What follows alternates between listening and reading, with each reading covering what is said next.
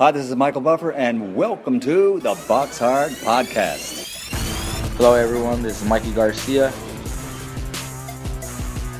It's the monster from the swamps, Regis Rougarou Prograis. Hey, what's up? This is King Carlos Molina, former IBF world champ. This is Michael, the Bounty Hunter, 2012 Olympian and your people's champ. This is Charlie Edwards, flyweight champion of the world. This is Fast Eddie Chambers, and you're listening to the BoxHard Podcast with my main man, Joey Coastman. Hello everybody and welcome to episode 216 of the BoxHard Podcast. I'm your host Joey Coastman, the first episode of the podcast in December. Here we are. I am of course Joey Coastman. Like I said, I'm joined as always by the infamous, the elusive, the festive feeling Mr. Sumra. Sumra, how's it going? I'm good, Joe. Yourself? Very good, my friend. Very good. Let's dive straight into the review part. Obviously, it's Anthony Joshua, Andy Ruiz fight week. So this podcast, I'm guessing, is probably going to be quite lengthy. I'm not quite sure how long, at this actual time, but let's try to go through the little subjects as quick as possible. Let's start with the review part in Brisbane, in South Brisbane, at the Brisbane Convention and Exhibition Centre in Queensland, Australia. Over here, Anthony Mundine, he actually lost a split decision over 10 rounds to John Wayne Parr, a guy who only had a record of 10-3. Now, of course, 11-3. Anthony Mundine, he retired straight after the fight. He was knocked down in the fourth round. I think he had a point took off as well later on in the fight for hitting his opponent, John Wayne Parr, in the back of the head. Anthony Mundine finally hangs up the gloves. His record ends at 48 wins and 10 losses. A real example of a guy that hung around very, very long in the sport. Moving out now to Vabalava in Estonia. Just one fight to mention, really. Heavyweight Robert Helenius returned with a knockout win in 2 rounds against Matthias Osorio, now 9-5. A bit of a mismatch there on paper. Robert Helenius now 29-3. Moving out now to the Monaco show at the Casino de Monte Carlo.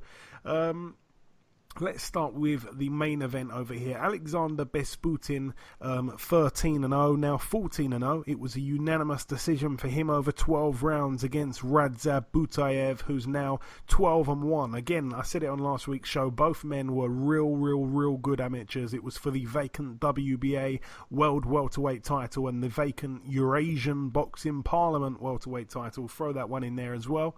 I'm not quite sure really how both men, amongst all those names that you've got at welterweight, the likes of, I'm starting in Britain here, so don't jump down my throat straight away, but, Amir Khan, Kell Brook, going in the States, you've got the likes of, what are the other guys that don't hold belts? So Sean Porter hasn't got a belt at the minute, obviously lost to Spence.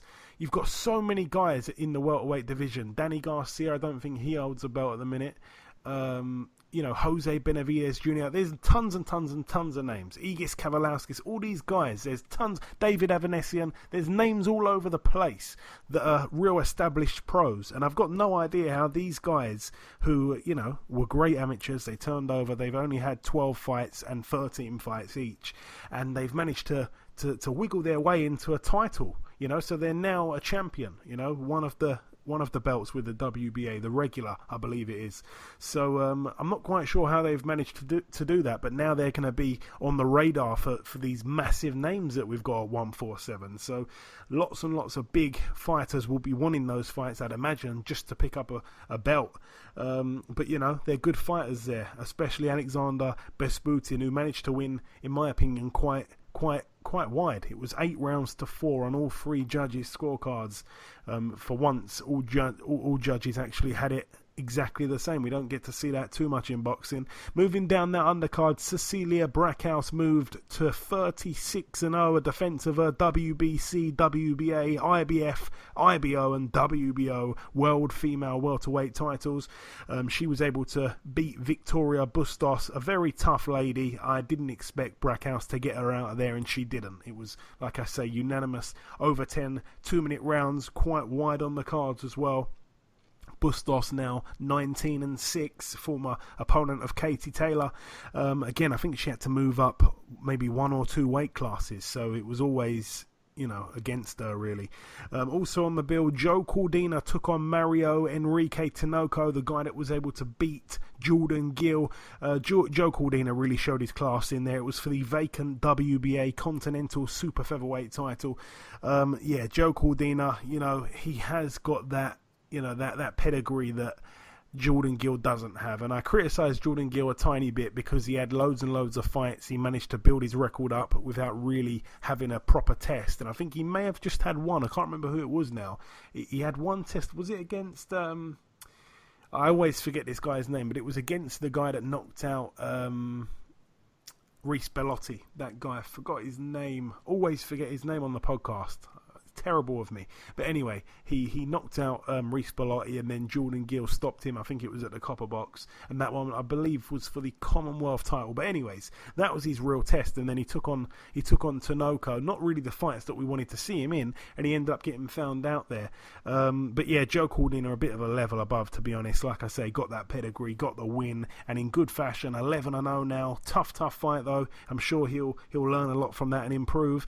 Also on that bill, Zalil Zhang, the Olympic silver medalist, the 6'6" Chinese southpaw, now 21-0. It was a unanimous decision over 10 rounds against Andrei Rudenko, now 32-5. Zalil Zhang, he's been extremely inactive. He's getting up there in age. I think he's 36 or 37. He needs to get moving. That one was for the WBO Oriental heavyweight title. Not quite sure how Rudenko was able to fight for that one. Obviously, Hughie Fury was supposed to be on the bill, then his fight fell through. I couldn't believe that, to be honest. I know he was sat there ringside for the fights, but he should have just gone in the ring unless something was physically really wrong with him, that he couldn't stand up for 36 minutes like he had the runs or something. Why didn't he fight the guy? He would have beaten the guy he was boxing with both arms tied behind his back. The guy was absolutely dreadful. But anyway, he didn't fight. Moving out now to the York Hall in Bethnal Green, London, United Kingdom. Over here, Liam Dillon 9-0 against Yusuf Kamari 10-0. Again, I said it on last week's show, lots and lots of undefeated fighters were getting it on. It seems like it's been a thing of late. Lots of people's O's are being lost, and it was for the vacant English super featherweight title. Unbelievably, the title's still vacant because it went down as a split draw over 10 rounds there. So both men still got that O in terms of their losses. They've got one though on the draw sector. Also on the bill, Echo Esserman, good amateur. I think he got a win over Ted Cheeseman in the amateurs. Good fighter, undefeated pro, the English welterweight champion. He was able to defend the belt once again against Curtis Felix Jr., who was 10-0 undefeated. Now he's been given that one loss. It was a TKO in round 8 there for Echo Esserman, now 13-0. On the undercard, we also got to see Linus Udofia, 14-0, now 15-0. It was a majority decision over 10 rounds against Tyler Denny, now 12-2 with 2 draws. That one was for the vacant English middleweight title. Linus Udofia, I remember watching him take on, I think his name's Eric Nwankwo. He is a guy that knocked out William Webber. I think he knocked him out. He beat William Webber anyway, took his O. And he came over from some part of Africa. He didn't tell his family that he was boxing. And all of a sudden, I think it was on Sky Sports. And he was basically saying, "Hi, Mum. Hi, Dad." I think he came over to study or something like that and found himself in a boxing gym. Next thing you know, he's beating, a good amateur in William Webber who turned pro. Anyway, that was a good win there, but since then, I think he's lost every fight, this guy, Eric Nwankwo. But one of his losses came to Linus Udofia, and I was sat there at York Hall, and I saw him putting a little bit of I won't say a beating on Udofia, but he was giving Udofia some real problems in the early rounds. He was beating him clearly in the rounds, and then he seemed to run out of gas, and Linus Udofia got the win. It seemed like his gas tank was his biggest asset in that fight, or perhaps not his biggest asset, but Nwankwo's biggest weakness. He fades real quick, and that just kind of told me I don't think Udofia's going to be as great as what a lot of people in the small hall shows were telling me. You know, they were saying, "Oh, this guy's one to watch." When I saw him have real problems with Eric Nwankwo, I thought to myself, not quite sure. And he's got a majority decision win, a real close fight there over Tyler Denny. You know, and I don't think Tyler Denny's all that great, to be honest. So, just being completely honest, I'm sure Udofia, if he ends up hearing this, I'm sure he'll get a bit of extra motivation going forward. He may. You know, I'm not saying I'm always right. I'm just saying what I thought that one night against Nwankwo could have been an off night, but we shall see. Still undefeated. He's doing very well at the minute, 15-0, the new English middleweight champion. Moving out now, though, to the Arena Birmingham in Birmingham, of course, West Midlands, United Kingdom, starting with the main event, Ayaz. Zolani Tete, big favourite on paper, 28-3. Obviously, we didn't get to see the fights that we wanted to see him in of recent times. We wanted somehow to see him in with Ryan Burnett. That's now never going to happen. We wanted to see him in I think it's the semi-finals against Nonito Donaire, and then he pulled out. I think it was on fight week. So he hasn't been in the big fights. You know, he's been very unfortunate with stuff. And here he is. He got in there against John Real Casimero, a guy we knew well, a guy that knocked out Charlie Edwards on that Brook Golovkin undercard, and Casimero, you know, he come back over here and he's 2-0 with 2 KOs.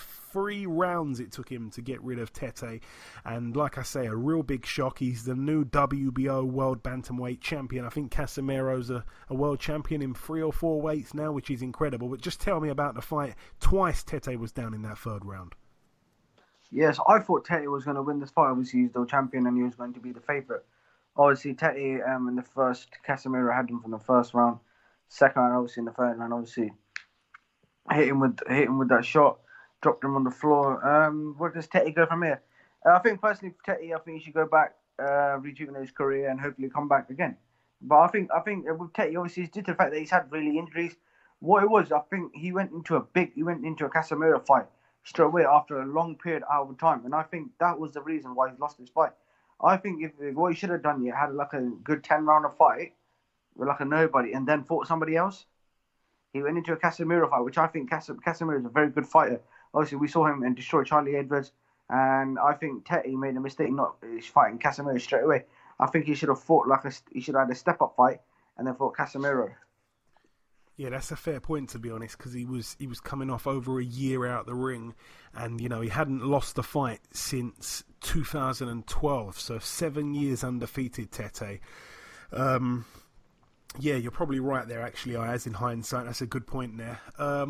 But yeah, I was shocked. I mean, it seemed like he got caught on the temple and he never really recovered. The first knockdown was just really weird, you know, because he got hit and then all of a sudden, he kind of stood in front of Casimero sideways on, and Casimero just, you know, threw shots in the side of the head, you know, the chin. He completely just smothered him real quick, boom, boom, boom, and then on his knees, or on the floor, I should say, on the seat of his pants was Tete. Moving down that undercard though. Well, just quickly before actually we get onto the undercard, someone was talking to me on Twitter about the Tete fight, and they said, you know, he's not to blame, Frank Warren's to blame, and I was basically saying, you know, he's based in South Africa, this guy. He's had the big opportunity with the World Boxing Super Series. Yeah, he won the quarterfinal, but then he fell straight out when it come to the semis. He didn't get to fight Ryan Burnett. He's been extremely inactive. He's had the injuries. He's getting up there in age. I think that's it, actually. Ayaz, I know that you said he needs to kind of, you know, find himself again. He needs to rejuvenate. I think that's it for him. I honestly think he goes back to South Africa. I don't think anyone's going to want to give him a chance really at that weight because he's so big for the weight. He's a bit of a danger man. You know, he's in the Who Needs Him club. People didn't really want to fight him anyway when he had a belt. So now he hasn't got a belt. I think that's it. You know, it's going to be tough for him to come back. I wouldn't be surprised if Frank Warren ends up, you know, parting ways with him. If that hasn't already happened as we're speaking, it may have been a few fights on a deal or whatever. It could have been a fight-by-fight thing because, again, he's not a big name. I can't see Eddie Hearn wanting to rival Frank Warren and try and sign him as well, you know. He's a guy that's probably just going to disappear, sadly. But it happens. It happens a lot to the African boxers especially.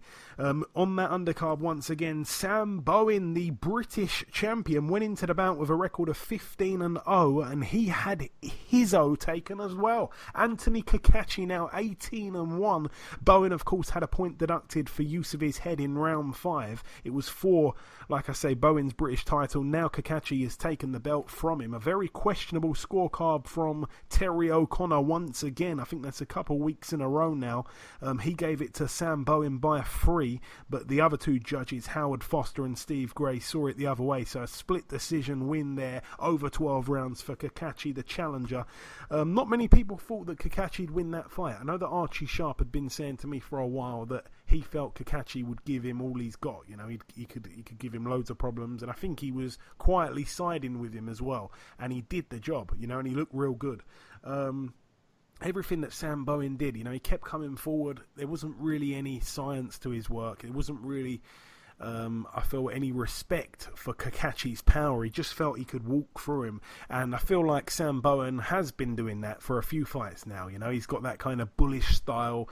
And I don't want to, I mean, dare I say he's been a little bit one-dimensional in his fights of recent times, where he's just been walking forward, trying to walk people down. He's of course got the power and the strength. There's no kidding about that. But yeah, he was just a little bit too cute for him, Kakachi, and he ended up getting the points win. So credit to him. And of course, just like that, Bowen loses his O. He loses his British title, and he probably loses the fight against Zelfa Barrett, which would have been a big all-domestic fight, or Archie Sharp. You know, I don't think Archie Sharp's interested in Sam Bowen now. Why would you be? So yeah, tough stuff there for Sam Bowen. Hopefully he comes back again. I think he's a real good fighter. I'd like to see a rematch, to be honest. I'm sure he would too. Also on the bill, Chris Jenkins, 22-3 with 3 draws. It was a technical draw after 4 rounds against Liam Taylor. 21-1 with 1 draw. This one was for the Commonwealth and British welterweight titles. Now, this was real controversial. Jenkins was down early in the second round, and he was cut on his left eyebrow, which was from an accidental head clash. And then, like I say, the doctors came in and called the fight off. It went down as a technical draw. But I think there was something like 10 seconds left in the round, and if that 10 seconds would have passed and they would have gone back to the corner, then it would have been too late for a technical draw to happen. So it would have gone down. You know, it would have gone down as a technical decision. It would have gone straight to the cards. And Liam Taylor, especially with his knockdown, had definitely, you know, been in the driving seat in the fight, and he would have probably ended up with the win. So I feel bad there for Liam Taylor. Hopefully a rematch can happen. Chris Jenkins, a guy that's really stepped up in levels since getting the shot, actually, for the British title, and his defences have been great. So I think he's the type of fighter who'd say, do you know what? I had a little toe dip there of what it's like to take on Liam Taylor, and yeah, I didn't fight my best. Hopefully when the cut heals we can get it on again. That's the kind of thing I believe Chris Jenkins will be thinking, and a true champion would do that, so hopefully he does. Also on that bill, Shabazz Massoud moved to 7-0, a points win for him over 6 rounds against Stefan Nikolai, now 3-20 with a draw. Hamza Shiraz looked really good. He's a fighter I've been watching since he was about 1-0 or 2-0, and I thought, man, oh man, he's huge for the weight, but he can really box, you know. And I've just been a bit of a believer in him. He's now 10-0, like I say, a TKO for him in 6 rounds against Ryan Kelly, now 14-3. That one was for the vacant WBO European Super Welterweight title. Sammy Maxwell moved to 13-0. His one was also for the WBO European Super Lightweight title. He took on Connor Parker, who was undefeated. His O has been taken, now 12-1, a TKO for Sammy Maxwell in 7 rounds. And of course, the main event, I believe it was, Lerone Richards, now 13-0. It was a split decision over 12 rounds for him against Lennox Clark, who is now 19-1 with a draw. He had his O taken as well. It was for the Commonwealth title, of course, which Lerone Richards, I think, beat. Who did he beat for that one? It was the guy that from Birmingham, the guy that Kurt Sidzi knocked out. Tommy, Oh, man. Former British champion. What was his name, Ayaz? Was it Tommy something? He's been on this show before. The guy that Eubank... I'm not quite sure. The guy that Chris Eubank Jr. didn't want to defend against, so he vacated the British. I've totally forgot his name. Lerone Richards boxed him, literally. I think it was his last fight before this one. What's his name? Tommy Langford. Yeah. That's good that that's over.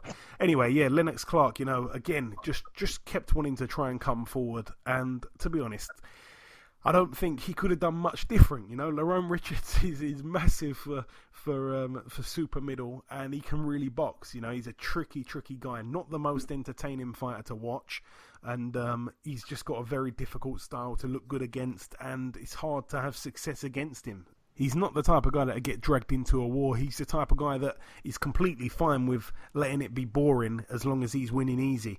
It wasn't that easy because, Lennox Clark, I felt, came on quite strong actually in the last couple rounds. And there was a few moments where I think Richards took some big shots. But all in all, a good performance from Richards and another learning fight.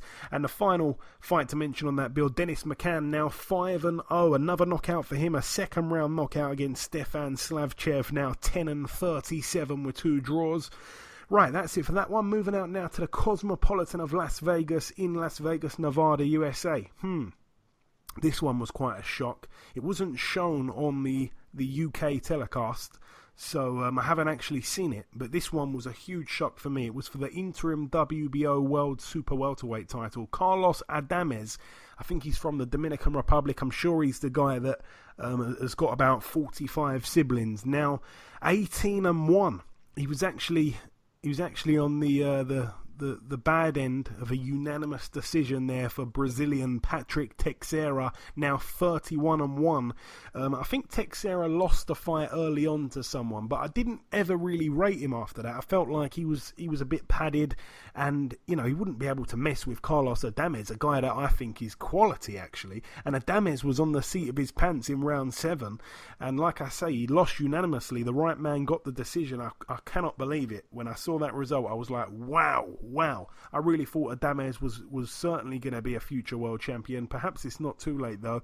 But yeah, brilliant win there for Teixeira. Brilliant stuff for Brazilian boxing. Also on the card, Oscar Valdez, my guy I was trying to get on the show. Oh boy, so much last week. It was crazy what I tried to do to get him on the show, and didn't end up getting him on. And his opponent, of course, came in. I don't know what was on his mind. He came in and he ended up being 11 pounds overweight, so they had to fly in at last minute. I think they flew him in. Adam Lopez. So literally, the guy had 1 day's notice for the fight. He turned up at the weigh-in. He was on weight. I'm not sure if it was at the weight he wanted to be at. I'm not sure if it was at his natural weight. I can't remember now. But anyway, both men weighed in. And, that was it. Yeah, it was supposed to be a super featherweight contest. But Oscar Valdez came in 129.5. So just half a pound underneath 130. And Adam Lopez came in at 126. So he literally came in bang on featherweight because he is a featherweight fighter.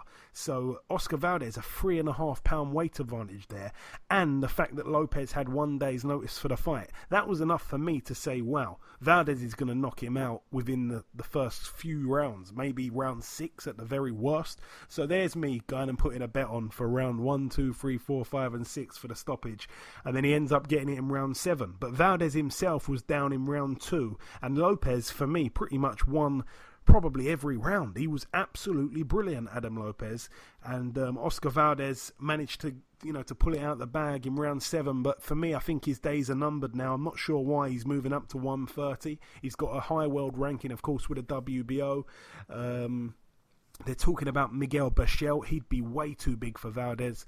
But, Valdez is another guy that was a good amateur, and since he's turned pro, since he's won a world title, stuff like that, he's turned into that kind of bullish style again. He's just trying to knock everyone out, and he gets caught quite a lot. He's been down a few times, and to go down by this guy here under the circumstances is quite embarrassing.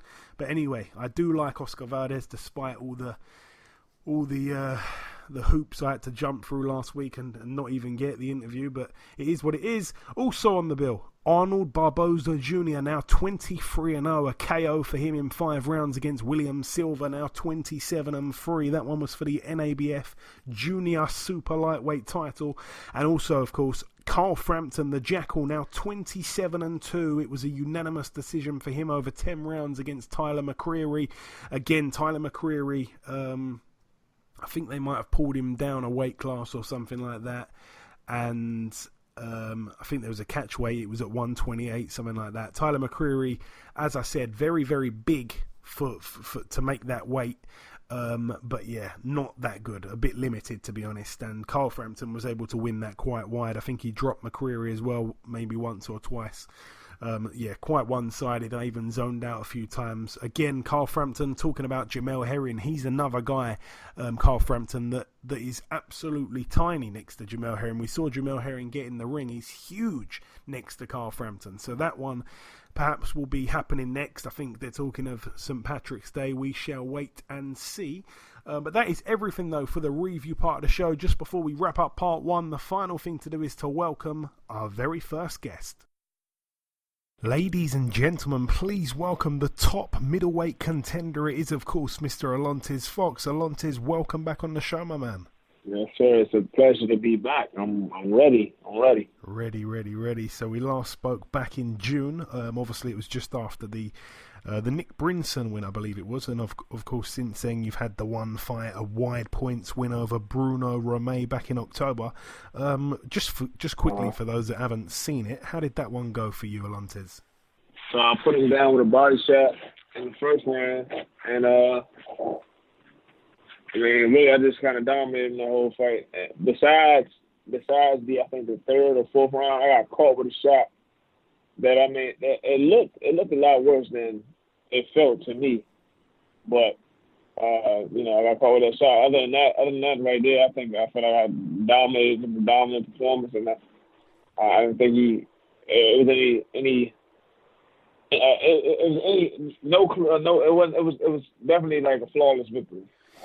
And like I say, you've wanted a big fight for a long time now. I'm pretty sure last time we spoke, you called Liam Williams out. It didn't look like the fight would actually happen, though.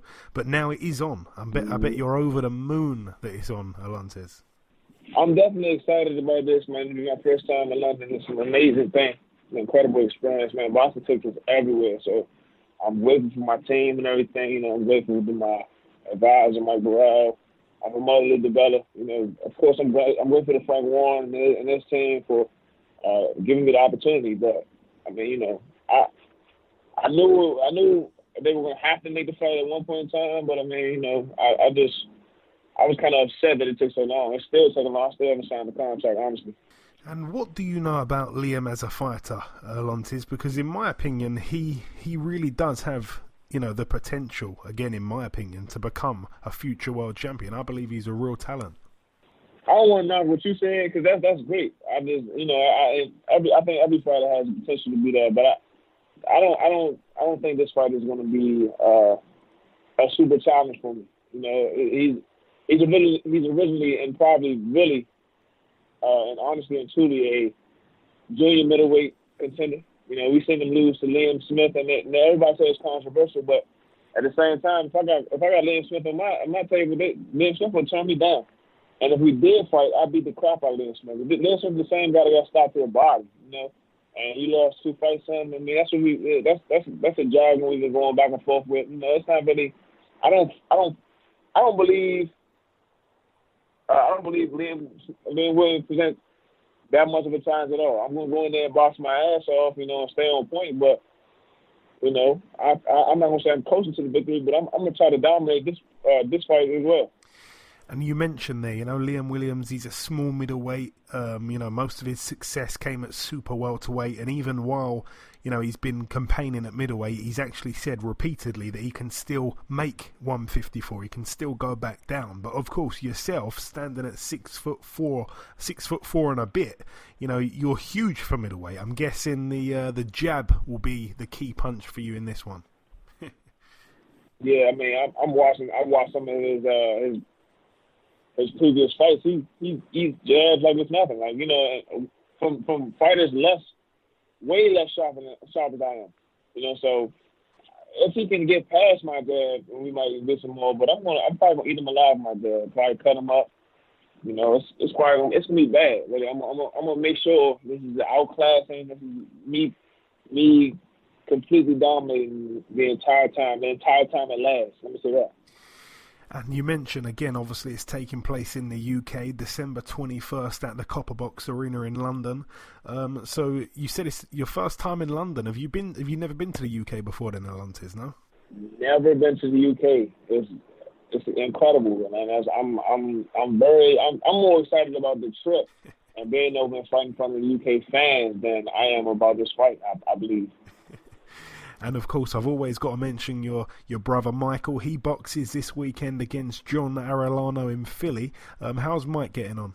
Man, he's good, man. He's just cutting the weight this week, man. He's gonna win in the strong 142, and he's looking sharp as always. I think he's gonna dominate this performance too. You know, this guy. It's funny because we look at these guys, and I think Liam was what, 6'1"? Is he about 6 feet?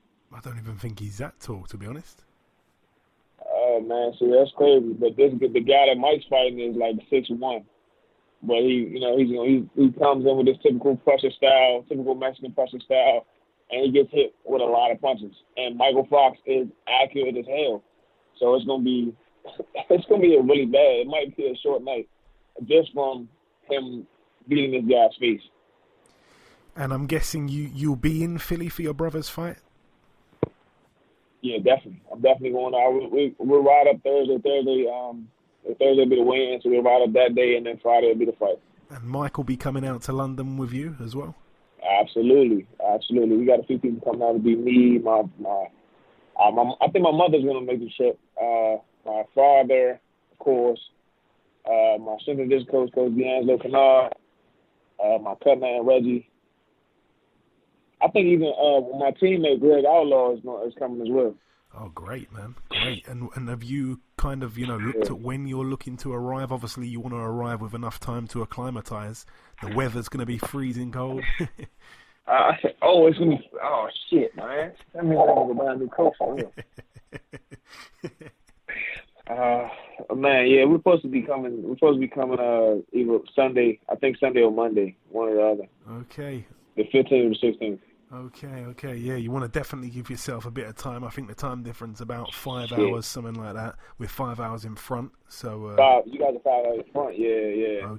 Okay, cool. And as it's happening this Saturday, Alantez, I want to get your prediction on the rematch in Saudi Arabia. How do you see it playing out? Joshua Ruiz, the rematch.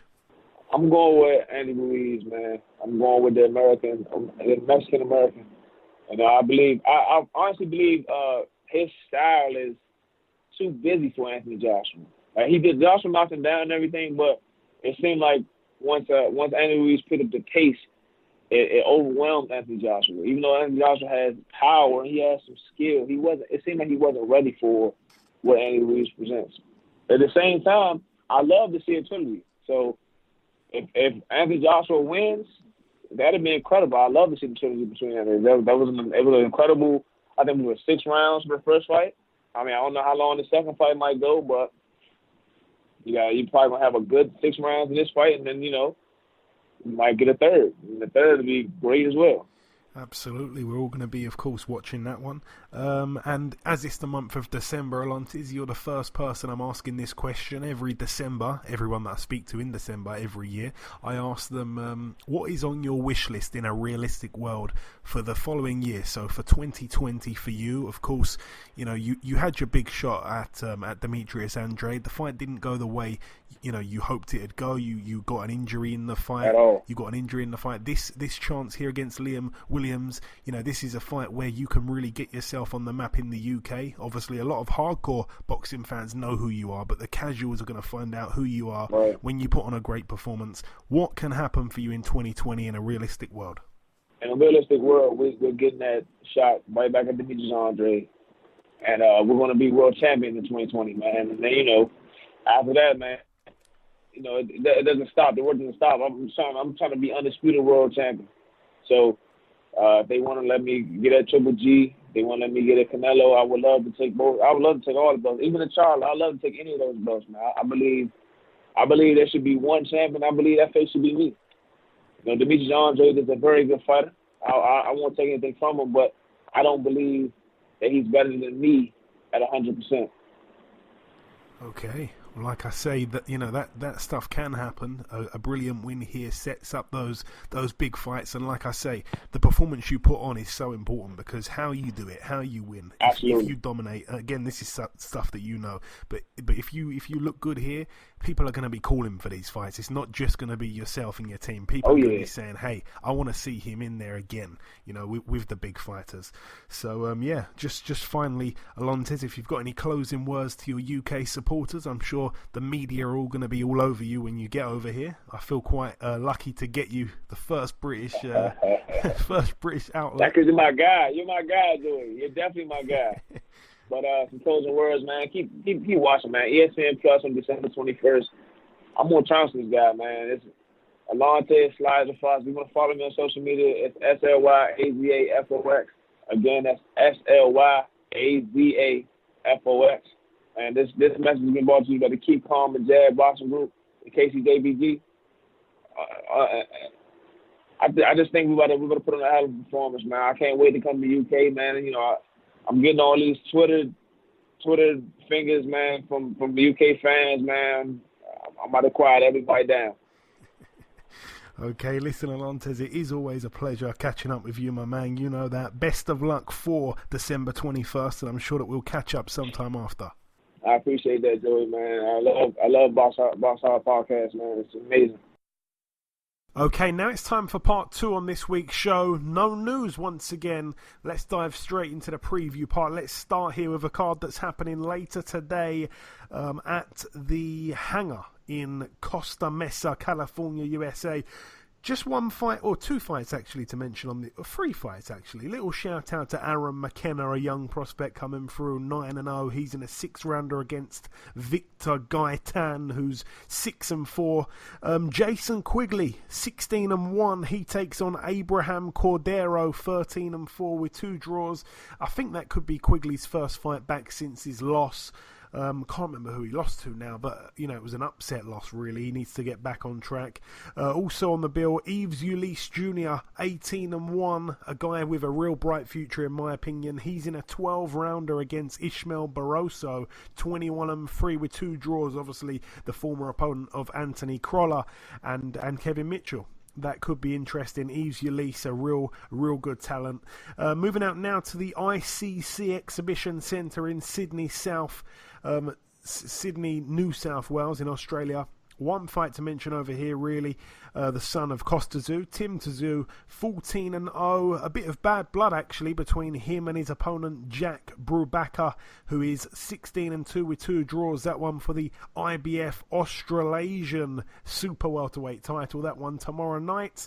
Also tomorrow night, friend of the show, we had his brother on earlier on, just a minute ago, actually, just a few minutes ago at the 2300 Arena in Philadelphia, Pennsylvania, USA. Mykal Fox, 21-1. He's in a 10-rounder against John Arellano, 10-1. Arellano, not a bad fighter, but he's been plagued really with inactivity. He's had a few spells out the ring. I think at one point he even took about 3 or 4 years out the ring. Moving out now to Canada at the Bell Centre in Montreal, Quebec. Over here we have, topping the bill, former world champion David Lemieux, 40-4. He's in a 10-rounder against Maxim Bursak. I think that was a guy who I believe was supposed to take on Billy Joe Saunders at one point, but the fight never happened. 35-5 with 2 draws there. 10 rounds, you'd expect Lemieux to be a bit too good really for Bursak. Moving out now to Mexico at the Auditorio GNP Seguros in Puebla. We have Emmanuel Navarrete, 29-1. Again, I spoke to Daniel Roman last week. He talked possibly about fighting someone like a Navarrete. Very big for the weight, Navarrete. It's for his WBO World Super Bantamweight title. He takes on Francisco Horta, who's 20-3 with 1 draw. On that undercard, Jerwin Ancajas, 31-1 with 2 draws, puts his IBF World Super Flyweight title on the line against Miguel Gonzalez, 32-1. Obviously over 12 rounds, both of those fights mentioned there. And now going out to the big one at the Diriyah Arena in Saudi Arabia. Let's start with the undercard here. Diego Pacheco, 7-0. He takes on Levan Shonia, 15-17. Mohamed Majidov, 1-0. He's in an 8-rounder against our very own Tom Little, 10-7. Obviously, Majidov, a real good amateur. A guy that I think he beat Anthony Joshua in the 2011 World Amateur Championships or whatever. Very good amateur, like I say. Been in there with some great fighters, the likes of Ivan Dyko, the likes of Roberto Camarelli, to name a few. I think he beat Dyko in the amateurs and lost to him, so he's really quite experienced as an amateur, but only had the one pro fight, and he takes on Tom Little, a guy that is a bit bigger than him as well in terms of stature. I see the face off. Tom Little a bit taller of the two there. And also on the bill, Dillian Whyte, 26-1, a bit of a late addition to the bill since the Scott Quigg and John O'Carroll fight fell apart. He's in a 10-rounder against Marius Wack, 35-5 Marius Wack. I don't really see the point in that fight. I feel like Dillian Whyte's recent opponents, like the likes of Oscar Rivas, stuff like that, Joseph Parker, even Derek Chisora, are all kind of higher up in terms of levels than Marius Wack. I think Marius Wack's last fight, of note anyway, was against Martin Bakole, where he got stopped earlier this year. Just looking at it, he has actually had 2 fights since then. He's managed to knock 2 guys out that had losing records, and here he is against Dillian Whyte. So I'm expecting Dillian Whyte to get his opponent out of there. Also on the bill, Filip Hrgovic, the Olympic bronze medalist, 9-0. He takes on Eric Molina, 27-5. Molina, a friend of the show. That one's for the WBC International Heavyweight title. I'd like to see Molina do it, but to be honest, Hrgovic looks a little bit special. And now the 2 main fights on the bill. I'm starting with this one here before we get onto the main event. I'm going to come to you, Ayaz, here. Alexander Povetkin, 35-2, 12 rounds against Mykal the Bounty Hunter, 18-1. Of course, Mike, a big friend of the show. How do you see that one playing out? I think it's going to be a very good fight, obviously, Mykal Hunter and Povetkin. Povetkin obviously is a bit old age now, but I'm going to go with him. I'm going to go with the younger man. I'm going to go with Mykal Hunter to win by points. Mykal Hunter on points. We've gone to the predictions on that, by the way, and our listeners have also gone with that. 40% of people saying Hunter on points, 34% that is saying Hunter by KO, Povetkin by KO 18%, and Povetkin on points just 8%. I think that could be because Mykal Hunter retweeted it and a lot of his followers and stuff decided to vote for him. But yeah, we're all in agreement there. A Hunter points win. It's a tough fight, I know that Mike is over the moon. He's wanted this fight for a long time. Povetkin, we still got to look at his record and say he's just beat Hughie Fury. He's a good fighter. He always has been. And his 2 losses have came to Vladimir Klitschko and to Anthony Joshua, 2 heavyweight world champions that can really punch and, were much bigger than him. Mykal Hunter is not much bigger than him. I think Mykal Hunter may even be slightly smaller, I think. And obviously he hasn't, he's been knocking people out, but he hasn't really got that power like Joshua, that power like Vladimir Klitschko once possessed. So if he can become the first man to beat Povetkin, who's not actually a world champion, that's a real big statement for Mykal Hunter. Even though Povetkin is up there in age, 39 I think, or maybe 40 years of age now, he is probably the toughest 40-year-old possibly in the world, to be honest. Obviously, Luis Ortiz is in there for a shout as well. But yeah, it's a tough fight. Mike has got to be on his A game for every second of the fight, because we all know that Povetkin's got a lethal left hook, and if he lands that on anyone, they could go. So yeah, cannot wait for that fight. Really pulling for Mike to win it, of course. And the main event for the WBA, IBF, WBO and IBO World Heavyweight titles, Andy Ruiz Jr. I think he's still the underdog in this one, even though he's the champion. 33-1. He takes on Anthony Joshua, 22-1. We've been asking many people, many professional boxers and stuff like that on this show over the last few weeks, who they believe is going to win. Now it's time for the two experts to give their opinion. I'm just joking. Ayaz, how do you see it playing out, Ruiz Joshua?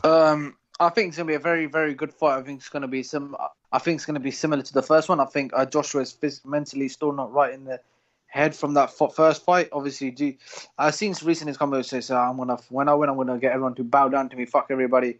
Obviously, that mentality for me is just not right. I think it's reminding me when he fought Dillian White first fight, when Dillian White got under his skin. For me personally, I think if I'm gonna go with a win, I'm gonna go with Andy Ruiz to beat him again. I personally think that obviously with that Mexican style that Andy Ruiz fights, he's a come forward fighter.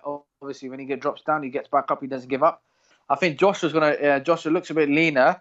He's gonna try and box him. I think Andy Ruiz is gonna catch him out. I think Andy Ruiz is gonna catch him out. That's when I think Andy Ruiz is gonna stop him. So I think it's gonna be similar to the first fight. Ruiz to win by KO. Okay, I'm going to side with you, Ayaz. The listeners, the Twitter followers have gone with Joshua by KO, though, a whopping 59%.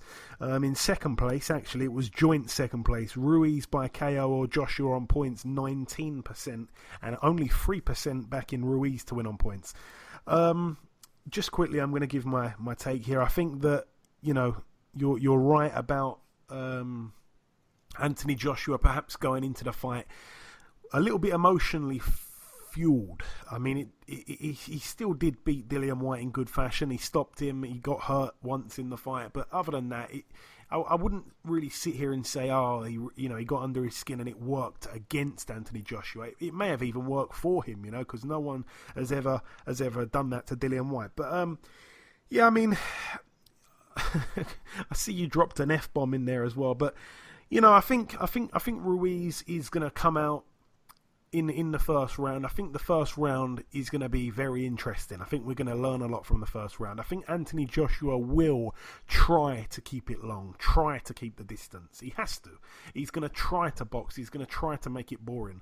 But there is that thing in Anthony Joshua where I feel like deep inside him, he likes a tear up. I think he really could end up getting drawn into a slugfest, and that is where Ruiz's speed and Ruiz's power as well will be the difference if they start trading. So for me, I think that will happen. I think Joshua's going to come out and be a little bit sensible and really focused for the first couple of rounds. I think probably about round 4, round 5, round 6, somewhere in there. I think he will end up getting involved in a trade up, and I think he'll come off second best again. Because remember, that first fight, it wasn't close at all. Ruiz absolutely beat the hell out of him, and for that reason, it's not like it was close, it's not like it was competitive. Ruiz absolutely beat the hell out of him, and for that reason, I can't really give, or make a case for Anthony Joshua to win. I think if the pair are trading, Ruiz seems to get the better of it all the time. He's got a great chin, and that's what he wants to do. He wants to get inside and he wants to let his hands go. And I just don't know if Joshua can keep him off for a whole 12 rounds, really. So very interesting. We're keeping it nice and short, this preview part of the show. Leaving Saudi Arabia there, moving now to Spain at the Polideportivo Vicente Trueba. Over here we have Kiko Martinez, former world champion, 39-9 with 2 draws. He's in a 10-rounder against Alexander Caceres, who is 16-10. Sergio Garcia tops the bill, though. He defends his EBU European Super Welterweight title, 30-0 his record. He takes on Fouad Al-Masoudi, who is 17-11. That's over 12 rounds there. And the final bill to mention at the Barclays Center in Brooklyn, New York, USA. I believe it's being shown over here on Premier Sports or something like that. I think it's a subscription channel though, so we're gonna have to stream this one if you don't have that already. That channel there. On that bill, we will get to see. This one's gone massively under the radar, by the way. Chris Eubank Jr. 28-2. He takes on Matty Korobov, 28-2 also, but he's got a draw. That one's for the interim WBA World Middleweight title over 12 rounds. For me, the smart money is on Matty Korobov. You know. Obviously, we remember the bad night for him in which he got stopped by Andy Lee, but if my memory serves me right, he was pretty much winning everything, and Andy Lee pulled out a shot from the gods.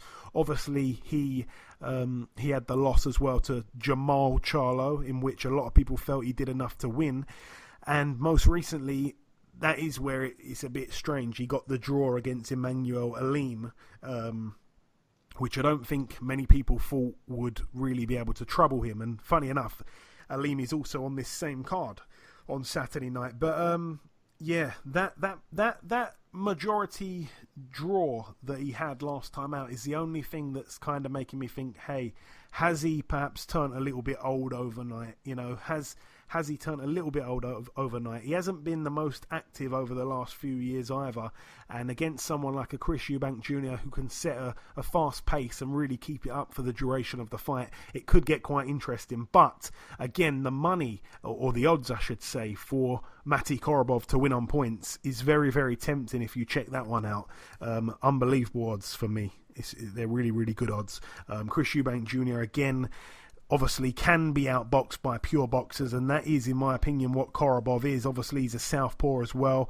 You know, I don't have to remind you, Billy Joe, you know, was having a lot of success with Chris Eubank Jr. I don't think Chris Eubank Jr. gets on too great against southpaws.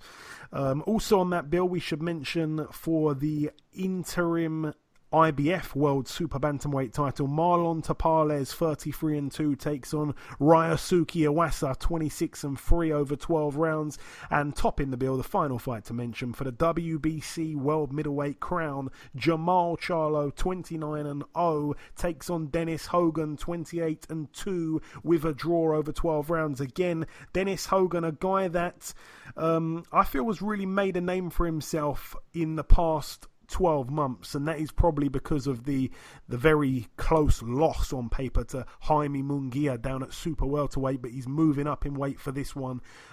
He's moving from 154, moving up in weight. A lot of people felt he perhaps beat Munguia, and he didn't get the decision because it was actually in Mexico, I think, that fight, if I remember correctly. So the home fighter got perhaps a bit of a rub of the green there, but here he takes on Jamal Charlo.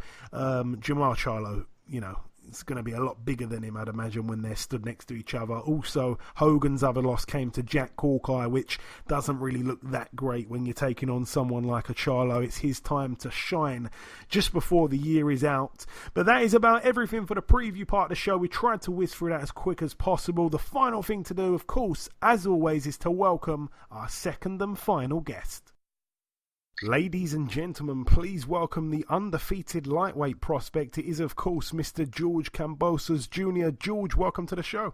It's a pleasure to be on. I think I'm going to have to change that prospect to contender, because we're very close to that world title now, so I think we can officially start calling me a contender now. Contender, my apologies. So, George, it's obviously the first time you've been on this show. You've compiled a record thus far of 17-0, 10 of them quick.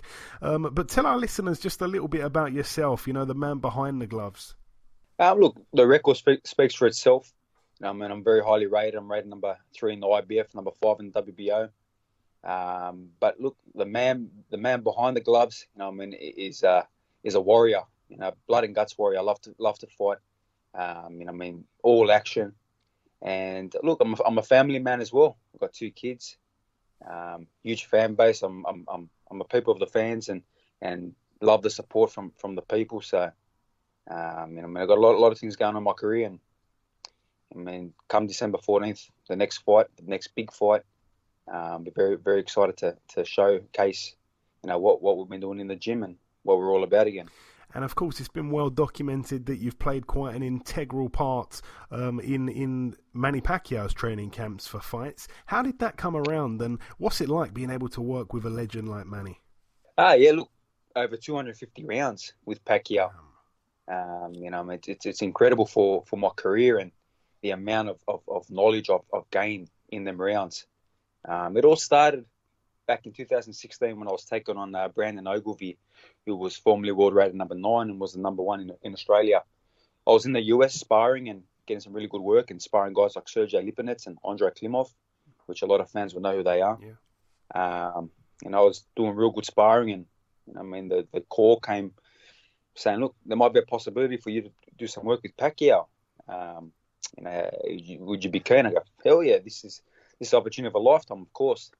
At that stage, he was fighting Vargas, so the height-wise didn't really fit, but it was the start of obviously showcasing myself. When I went back there for another fight camp, I was actually sparring Jose Ramirez, who's the current champ at the moment, and Ray Beltran, a former sparring partner of Pacquiao. And I was doing 5 rounds with each, 10 rounds in total, at Freddie's famous wildcard gym. Once they saw how I was sparring and what I possessed, the offer was there, and they said, look, he's fighting another Australian, Jeff Horn. How do you feel about coming over? We want you in camp. Then obviously I went and had my fight, done the business, and a couple of weeks later I was in the Philippines in the ring with Pacquiao, the legendary Manny Pacquiao, a guy that I looked up to, and I watched all his fights as a young kid. I had all his fights on DVD, and I sit there at night, watching that stuff religiously, seeing what he does, and to be in the ring with him and seeing them small little movements and all the stuff that I watched him, take out all these legendary fighters. He was trying to do it against me, and it was awesome. After that first camp, to get called back again 2 camps later and obviously fighting his undercards as well, it really shows what we're doing in our career and where we're heading. And you mentioned there, you helped him prepare for the Jeff Horn fight. How did that go down well? Or did that go down well with the Aussies back home? Look, it was a 50-50. A few Aussies, on Jeff's team as well, they weren't really happy about it. But look, I didn't really know Jeff. I had nothing to do with him. And obviously we're all doing our own thing. I was in the US preparing. I've always pretty much prepared all my fights in America now, and had nothing to do with me. I was there helping, a legend, opening up doors for myself and creating opportunities. So, it was good. And who did you think won that fight, by the way? Look, I had to go with Pacquiao. Pacquiao was the champion. He had the belt. Them close rounds, they go to Pacquiao. So it was a good fight. Don't get me wrong. It was Jeff Horn's performance of a lifetime. Definitely. But I think in that camp we kind of overtrained as well. People thought we didn't train as hard. We actually overtrained. Manny's wasn't a young fighter as he once was. So he learned in that camp and in that fight where he needed to rest, needed to take time and then do things different and approach things differently from what he'd done in the past. And it was a good learning curve. He changed a lot of things in the Matisse camp and obviously in the Broner camp. And for myself, as a young fighter, trying to reach the top and being around that, seeing how world champion, an all-time great, who's got everything in boxing, got millions of dollars and so many world titles and world famous, to see how he reacted coming back and being in that camp and being his main sparring partner again, seeing how a guy lifts himself up after a loss, it was incredible and very, very beneficial for myself. And of course, you're promotionally with Lou DiBella, obviously based in the States at the minute. Obviously, you turned pro though in Australia. So are you living in the States now, and what's it like to be promoted by Lou? I live in Australia, but I'm preparing in the US. I'm actually currently in Miami, training under Javier Centeno, very, very good coach. And I've always, been doing this for the last probably 6-7 fights. Everything's been in the US. I always planned as a young fighter coming through when I first turned pro, I want to have my certain amount of fights in Australia, do what I had to do, gain the experience I had to gain, and then come to the US and crack the US and get signed by a promoter. And that all happened. Obviously got signed with Lou DiBella, who's a fantastic promoter, and obviously big news came out yesterday where he's getting inducted into the 2020 Hall of Fame, which is incredible. I spent a lot of good time with Lou outside of boxing as well. And, I'm very, very happy to have a promoter like that supporting me and pushing me to the right direction of becoming a world champion. This next fight obviously it's promoted by Top Rank and in association with DeBella. So we've got a lot of good signs and a lot of good, a lot of good talk, behind the scenes about everything in our career and how we're heading. And of course, you mentioned your next fight takes place December 14th on the Crawford-Kavaliauskas undercard at the Madison Square Garden. You'll box the former IBF lightweight world champion Mickey Bey. What do you know about Mickey, George? Look, Mickey Bey's former world champion, very experienced guy, been around the game a long time. He's been at the top where I'm trying to get to. He's had that title where I'm trying to get. So we picked him. We chased our former world champion. We wanted a top 5 guy or a former world champion. A few guys turned the fights down. We looked like, we weren't going to get what we wanted. And all of a sudden, Mickey Bey's name popped up. And we jumped. We said, yep, Mickey Bey's name popped up. We're picking you. Let's go. And to his credit, he said, yep, I want this fight. He feels like he's the old bull. I'm the young bull. It's a very, very interesting fight for both of us. A lot on the line for both of us, and I'm fully prepared for Mickey Bey. And he's got a very good boxing style. He likes to move, but he does like to come forward and throw some punches when you engage him. Whatever he brings to the table, we're fully prepared. We're ready. I've seen this style before. I've sparred with over 20 world champions and former world champions. So, his mantle of being a former world champion doesn't affect me one bit. For myself, it's just another man standing in front of me, and I look forward to having a name like that on my record and showcasing the public in America and around the world watching what we're about and why we're talked about with different guys, and we're coming very close to a title fight. Yeah, Mickey Bey, a guy who was, flying high under Mayweather's guidance. He picked up his world title. He lost it to Barthélemy, which there's no real shame in doing that. But since then, he's almost kind of gone missing. I know he had some troubles outside of the ring. I think he's only had one fight in the last 3.5 years, but it was a win. So it's an interesting one. It's a crossroads fight. And like you say, you're 100% right. A win here, is a brilliant name for your resume. Do you anticipate it will be the toughest fight of your career thus far? Look, he's a former world champion, so this is the biggest name, that I'm coming up against. He hasn't fought, I think it's in 2 years, but I don't take any of that into consideration. He could have had 100 fights in the last year. I'm prepared for the best Mickey Bey coming. All the tapes I've seen, I'm looking at the best possible Mickey Bey coming for this fight, and I've prepared 110%. I always do. I've never left no stone unturned. And that's what we want. We want a name. We want a good name. We want to showcase ourselves. I'm fighting at Madison Square Garden. I'm the Australian fighter who's come from the local, club shows where 200 people would come out and watch me fight at the start of my career. I'm all the way here, and I'm just excited. I'm excited to put on a great show. To showcase the world, showcase America. What we're about. This is the name that I've wanted. This is the name that I've chased. A former world champion. We finally got him, and now we just got to put it all together, which we will. And, you mentioned you're ranked with the IBF and WBO, number 3 with the IBF, number 5 with the WBO. The IBF champion, Richard Commey, is also defending his belt on the same card, the same night, against friend of this show, actually, Teofimo Lopez. How do you see that fight playing out? That's a brilliant fight. Look, it's a great fight, and obviously I'm the highest rated contender to that title. So that's the reason why I'm on that card as well. They want to showcase the next guy coming through. It's a great fight. Commey's a come forward, strong kind of guy. I was actually live in attendance when he fought Ray Beltran. Lou DiBella flew me in to Pechanga Casino all the way from Australia, and I was there. Strong guy, but there are a lot of holes in his game. He's not a boxer. He can be outboxed, and Teofimo can box, but can be hit as well. So it's a very interesting matchup. I believe if Teofimo can take the onslaught and take the shots, he should get away with a points decision if it goes all the way to points. I can't see him knocking out Commey, but again, it's a fight game. You never know. It's a very interesting fight, and obviously I'm looking forward to doing my business first against Mickey Bey, then sitting back, ringside and watching, who's next. Either they go to Lomachenko. This is the plan. They either go to Lomachenko or they got to come to me. I got to do my business against Mickey Bey, and I'm fully focused on him. But they have two options after that. Yeah, I mean, get your fight out of the way, have the quickest shower ever, and get straight back to your seat. I'm sure you will.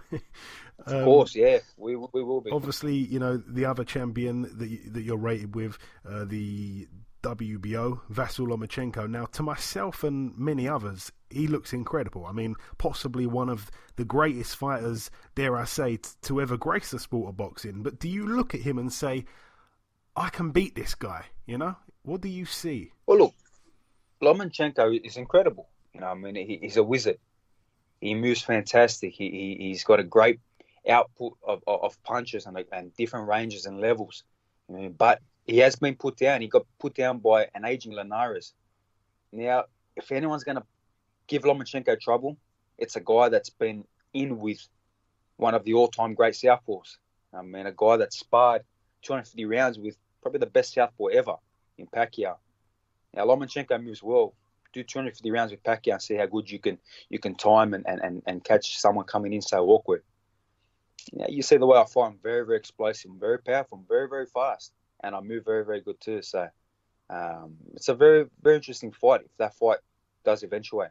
And I know there was a bit of talk from Bob Arum a couple of months ago. He was excited to possibly do that in Australia. I mean, it all comes down to me. I'm fully focused on Mickey Bay. I mean, the statement I make against Mickey Bay can change the tables, and Bob could change his mind and say, you know what, no, we're going to go do this in front of 50, 60,000 Australians in a stadium because that's all we can do. That's the numbers we can do in Australia easily. But look, you know, respect to him. He's got the belts. He's your number 1 or 2 or 3 pound for pound in the world. I mean, 2-time Olympic gold medalist. You know, you respect that. I'm a fighter, and I respect, you know, the achievements and accolades of other fighters. So, I mean, if it does come to the table and it's there, I'll take it with both hands, and I'm very confident I can win that fight. And every December, everyone I interview in the month of December, I like to ask what is on your wish list in terms of your boxing career for the following year. So 2020, I want to ask you, George, what is on your wish list? What can happen in a realistic world? I guess the answer, though, is a world title. Yeah, that's not the wish list. That's the goal. That's what's coming. First, Mickey Bay, end the year on a big high. And then 2020, you know, the first half of 2020, there's going to be a title shot. Absolutely. And just the final real question for you, I'm asking everyone this as well. We're only a couple of days away now, George. Joshua versus Ruiz, the rematch. How do you see it playing out? It's a very interesting fight. I change my mind every day. I think to myself, okay, Ruiz is going to get him. He's got his number. Then I see some stuff on Joshua. Joshua's going to outbox him. He's going to show, you know, that true champion about himself. I'm changing my mind every day. You know what? Today you got me on a Joshua day. I think Joshua's just going to outbox him, and he's going to look good. And I think they're going to go one apiece and going to open up that trilogy. I mean, why not? More money, you know, more entertainment and more, you know, exposure to the boxing world. Why not? Let him go again after this. Okie dokie. And just finally, if you've got any closing words just for our listeners, George, if you want to give out perhaps your social media handles where people can follow you, anything you want to say just before I let you go. Well, obviously, I know you guys are a UK-based podcast, and obviously I've got a few UK fans that have been messaging me on social media, on my Instagram, George Kambosos Jr, and my Facebook page, Ferocious Kambosos Jr. You know, I mean, I appreciate all your support, and it's just going to get bigger and better. I mean, December 14th, you're going to see the best version of George Kambosos, you know, I mean, that anyone's ever seen, and we look forward to making a very big statement against a former world champion and pushing towards that big world title fight in 2020. Absolutely well said. Listen, George, it has been a real delight and a pleasure speaking with you, my friend. Best of luck for December 14th, and I hope that we can catch up again sometime in the new year. Definitely, it's been a pleasure, and I'm sure we will catch up and chat about our great win and what's next to come. Thank you. Okay, and this wraps up episode 216 of the BoxHard Podcast. I've been your host, Joey Coastman. Ayaz Sumra has been Ayaz Sumra. A massive thank you to our two guests on this week's show, the top middleweight contender Alantez Fox and the undefeated lightweight contender Mr. George Kambosos Jr. You may or may not have seen it, but I've created a video on YouTube. I've posted it on Twitter and stuff like that. It's basically a video that contains 18 different boxers giving their predictions for the Anthony Joshua versus Andy Andy Ruiz rematch. So perhaps check that one out. Unless you listen to every week's podcast, then you've probably listened to them all because they've all been snipped from recent interviews. I've just compiled them all together into one video that took me about 2 days to make. But yeah. Those predictions didn't include the two guests that we've had on this week's show giving their predictions, so it's 18 other boxers. So perhaps check it out if you want. They've all been snipped from recent interviews, like I say. The Prediction League is back this week. Best of luck with that. But that is about everything from myself and Ayaz. Thank you all for listening. Enjoy your weekends, people, and we shall see you all again next week.